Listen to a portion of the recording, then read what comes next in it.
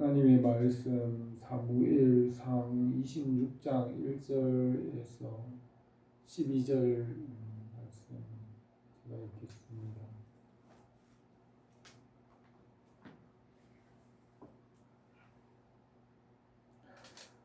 십 사람이 기브아에 와서 사울에게 말하여 이르되 다윗이 광야 앞 하길라 산에 숨지 아니하였나이까 하매 사울이 일어나 십 광야에서 다윗을 찾으려고 이스라엘에서 택한 사람 3,000명과 함께 십 광야로 내려가서 사울이 광야 앞 하길라 산 길가에 진치니라.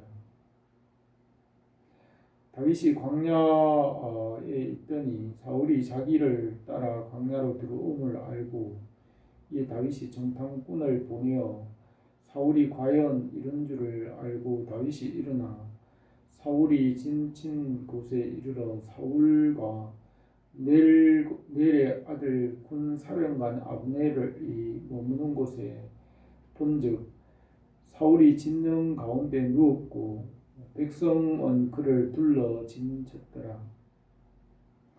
이에 다윗이 헷사람 아히멜렉과 수르야의 아들 요압의 아우 아비새에게 물어 이르되 누가 나와 더불어 이 진영에 내려가서 사울에게 이르겠느냐 하니 아비새가 이르되 내가 함께 가겠나이다.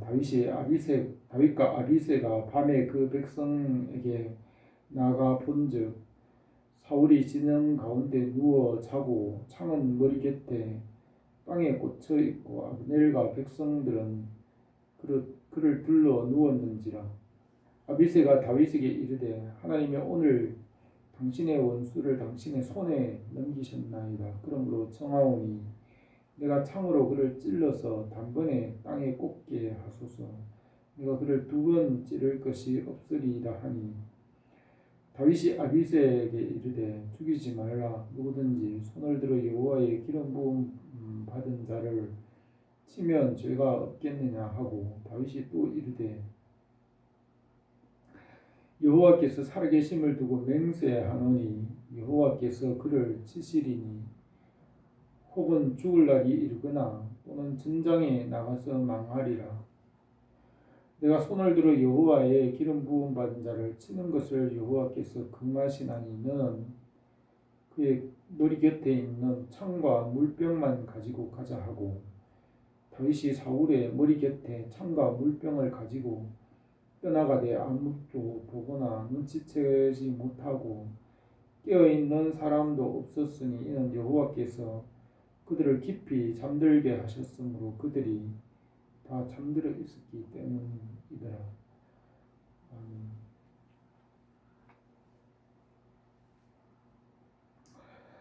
사울이 왕이 되고 다윗이 기름 부음을 받아서 다윗이 이스라엘의 왕으로 세움을 받았습니다.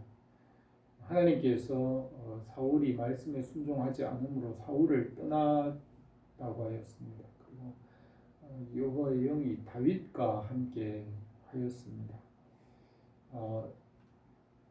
다윗이 사울에게 쫓겨나서 그의 사울의 딸 미갈과 결혼을 했지만 결혼 파기되고 사울 왕이 미갈을 다른 사람에게 주었습니다. 그래서 다윗은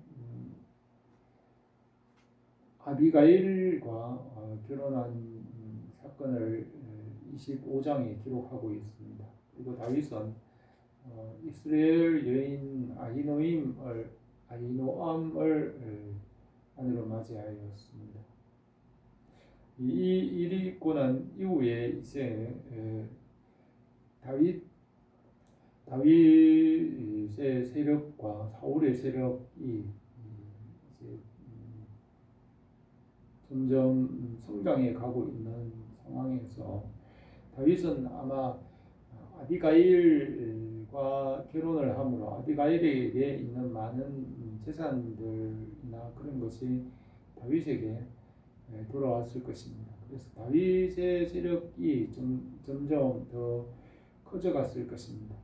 그러나 여전히 아직까지는 사울 왕의 세력이 이스라엘 전체에 강하였습니다.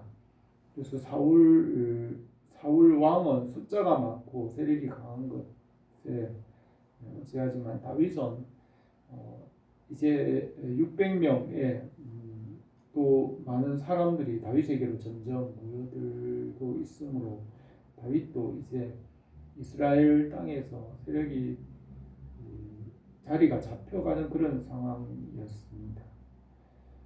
다윗은 사울 왕을 피하여서 유대 남쪽 광야 사막으로 들어가는 사막으로 들어가는 길이 바란 광야가 있고 마온 광야가 있는데 그 광야 들어가는 입구에 하길라 산이 있습니다. 그 하길라 산 곁에 숲이 있었는데 그 하길라 산 근처에는 십광야라고 합니다. 그곳을 성경에서는 십광야, 바란 광야, 마온 광야 그렇게 부르고 있는데 이 십광야의 근처에 살고 있는 사람이 10사람이라고 합니다. 10사람들은 다윗이 그곳에 그 숲풀에 살고 있는 것을 보고 전에도 다윗을 사울 왕에게 알려준 적이 있고 이번에 또다시 다윗이 그곳에 살고 있으므로 10사람들이 사울 왕에게 가서 기브아에 있는 사울 왕에게 가서 다윗이 그곳에 숨어 있다는 것을 또 알려주었습니다. 전에도 알려주었는데 지금 또다시 그렇게 알려주어서 사울이 다시 일어나서 이스라엘에 택한 사람 3,000명을 데리고 그 십광야로 가서 길가에 진을 쳤습니다. 다윗은 사울이 다시 오고 있다는 것을 알고 다윗은 정탐꾼을 보냈습니다. 그래서 정탐꾼을 보내서 그 상황을 살펴보았습니다. 그러니까 그 사울의 군사들이 길가에 진을 치고 있다는 사실도 알고 또 다윗의 정탐꾼은 사울의 군대 상황이나 또 형편 이런 것을 자세히 살펴보았습니다.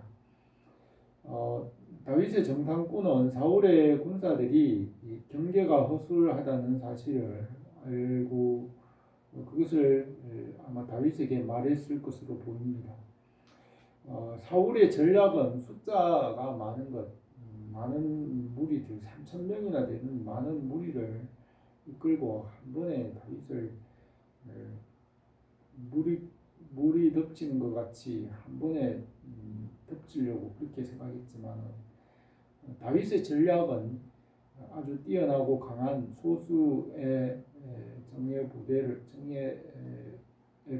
소수의 군인 몇 명을 정탐꾼으로 보내서 알아보는 이런 전략이었습니다. 사울의 전략보다는 다윗은 더 지혜로운 방법을 사용하고 있는 것을 볼 수 있습니다. 다윗이 자기 신하 중에 아히멜렉과 스루야의 아들 요압의 아우 아비새에게 물어 이르기를 누가 나와 함께 사울의 진영에 가보겠느냐 하니 아비새가 가겠다고 하였습니다. 스루야의 아들 요압의 아우 아비새라고 했는데 스루야는 다윗의 아버지 이새의 여동생입니다. 다윗의 아버지 이새의 여동생의 아들 요압입니다. 그러니까 요압은 다윗과 사촌으로 보입니다. 근데 요압은 평생 동안 다윗에게 경쟁자로 요압이 다윗 위에 왕자리를 차지하려고 했는데 요압이 나중에 다윗의 세력이 커질 때 다윗에게 들어왔고 그 그 이전에 요압의 동생 아비새가 다윗과 함께 하였는데 아비새도 아마 다윗의 사촌으로 보여집니다. 아비새는 끝까지 다윗의 가장 용맹한 용사로 남아 있습니다. 그래서 다윗 기록 사무엘상 마지막 부분에 다윗의 30인의 용사 중에 가장 뛰어난 용사가 아비새입니다. 아비새는 초기부터 다윗이 이 세력이 시작될 때부터 아비새는 다윗과 함께한 용사 중의 용사입니다. 다윗이 아비새를 선택해서 아비새와 함께 사울의 진영을 살펴보러 갔습니다. 그러자 사울의 진에는 모든 사람들이 다 깊은 잠에 빠져 있고 경계가 전혀 이루어지지 않았습니다. 그래서 아비새가 그걸 보고 다윗에게 말하기를 내가 가서 오늘 원수를 당신의 손에 넘겼습니다. 내가 가서 단번에 그를 창을 찔러 땅에 꽂게 하소서라고 하였습니다. 그를 2번 찌를 일이 없으리이다 하고 그렇게 말하였습니다. 그래서 다윗이 아비새에게 죽이지 말라 누구든지 손을 들어 여호와의 기름 부음 받은 자를 치면 죄가 없겠느냐. 그리고 또 다윗이 말하기를 여호와의 살아계심을 두고 맹세하노니 여호와께서 그를 칠 것이다. 그가 나이가 많아 죽거나 아니면 전쟁터에서 죽든지 여호와께서 그를 치실 것이고 너가 치지 말라. 여호와의 기름 부음 받은 자를 손을 들어 치지 말라. 그것은 여호와께서 금하신 것이니 그 머리 곁에 있는 창과 물병만 가지고 가자고 하였습니다. 이런 일이 다윗에게 2번째 일어나고 있는데 이것은 어떤 면에서 하나님께서 다윗을 시험하는 장면이기도 합니다. 하나님께서 그 하나님의 종들의 믿음을 시험합니다. 말씀에 순종하는지 순종하지 않는지 시험합니다. 사울 왕도 왕으로서 하나님의 말씀에 순종하는지를 사무엘을 통해 시험했습니다. 지금 이 순간은 이전에도 마찬가지로 다윗이 하나님의 말씀에 순종하는지 않는지를 시험하는 장면이기도 합니다. 다윗은 지금 사울 왕을 치면 모든 문제가 깨끗하게 끝이 나고 다 정리가 되고 문제가 쉽게 해결될 수 있는 절호의 기회입니다. 그러나 그렇게 하는 것은 하나님의 말씀을 어기고 그렇게 하는 것입니다. 하나님의 말씀을 어기고 순종하지 않고 문제를 깨끗하게 해결하고 다윗도 그 이스라엘의 왕의 자리에 확실하게 올라가고 또 세력도 다 차지할 수 있는 절호의 기회입니다. 그러나 그 방법이 하나님의 말씀을 어기는 방법입니다. 다윗은 늦더라도 돌아가더라도 당장 하나님의 말씀을 어기고 자기가 세력을 차지하는 이런 선택을 하지 않았습니다. 다윗은 하나님의 말씀에 순종하는 것이 우선인 것입니다. 그래서 다윗은 어떤 면에서 이 시험에 통과한 것입니다. 하나님의 말씀을 먼저 지키고 하나님 우선으로 천천히 하나님의 뜻을 따라서 자기의 세력을 형성해 갔습니다. 다윗이 급하게 지금 당장 사울을 쳐 죽이고 자기가 세력을 얻고 빨리 자기가 성장할 수도 있었습니다. 그러나 다윗은 자기 스스로 하는 것이 아니라 하나님의 뜻을 따라서 하나님의 말씀에 철저하게 순종하는 방법으로 하나님의 뜻을 우선적으로 해왔습니다. 우리의 신앙생활은 우선순위의 문제입니다. 우선순위를 지키느냐 안 지키느냐 그것이 신앙생활입니다. 하나님 우선, 하나님 중심, 말씀 중심, 교회의 중심의 신앙생활이 되어야 합니다. 그래서 다윗에게 자기가 할 수 있는 방법을 보여주고 하나님께 순종하는지 자기 방식대로 하는지를 시험한 것입니다. 우리가 우리 방법이 아니라 하나님의 말씀이 우선이 되어야 합니다. 그래서 바울도 내가 할 수 있지만 내가 한 것이 아니면 하나님의 은혜라고 하였습니다. 그러니까 모든 일들 하나님의 은혜가 먼저가 되고 하나님의 말씀이 먼저가 되는 삶이 되기를 바랍니다. 기도드리겠습니다. 거룩하신 우리 하나님 아버지, 오늘도 우리 가운데 계시고 하나님의 선하심과 말씀의 선하심을 우리에게 나타내시옵소서. 주님께서 기뻐하시는 선한 뜻을 우리가 알게 하시고 주님의 뜻을 이루는 삶을 살게 하옵소서. 예수님의 이름으로 기도드립니다.